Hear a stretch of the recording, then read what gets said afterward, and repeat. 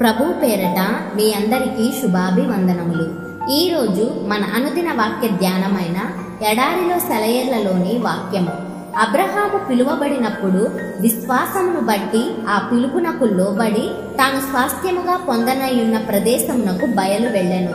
హెబ్రీలకు వ్రాసిన పత్రిక 11వ అధ్యాయము 8వ వచనము. తానెక్కడికి వెళుతున్నాడో తనకి తెలియదు. తాను దేవుని వెంట వెళుతున్నాడన్నది మాత్రం తెలుసు. అది చాలు అతనికి. ప్రయాణం మీద ఎక్కువ ఆశ పెట్టుకోలేదు, కానీ ప్రయాణం చేసిన వాడి మీద పూర్తిగా ఆధారపడ్డాడు.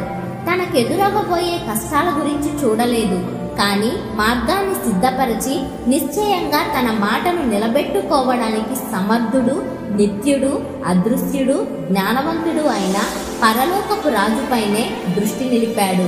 ఇది ఎంత మహిమాన్వితమైన విశ్వాసం!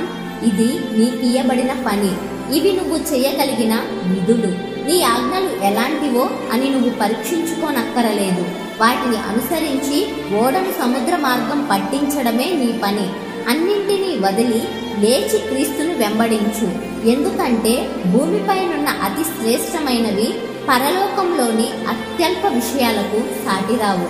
విశ్వాసపు పందెంలో దేవునితో కలిసి ఉత్సాహంగా బయలుదేరడం మాత్రమే కాదు, నువ్వు సొంతగా వేసుకున్న ప్రయాణపు పథకాలన్నింటినీ ముక్కలు ముక్కలుగా చించిపారేయాలి. ఎందుకంటే నువ్వు ఊహించినట్టుగా ఏదీ జరగదు. నిన్ను నడిపించేవాడు అందరూ నడిచిన దారి గుండా నిన్ను నడిపించడు. నీ కళ్ళు ఆ దారుల్ని చూస్తాయని నీ కలల్లో కూడా నీవు ఊహించి ఉండవు.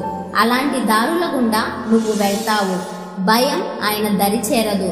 అలానే ఆయన నీతో ఉన్నంతకాలం నువ్వు కూడా దేనికి భయపడకూడదని ఆయన అంటున్నాడు.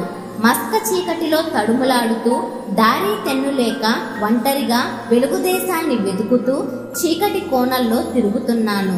దేవుడు నా చేయి పట్టుకున్నాడు, దారి తప్పకుండా నడిపించాడు. నాకు తెలియని క్షేమ మార్గాల్లో, నిశ్చల జలాల వెంట పచ్చిక మైదానాల్లో ఆయన్ను అనుసరించాను. చీకటి చిన్నా భిన్నమైపోయింది. అలసిన నయనాలు ఉదయాన్ని చూపాయి. ముందుకి అరుణోదయంలోకి ఆయన చేతిలో చేయి వేసి రాత్రికి దూరంగా సాగిపోయాను.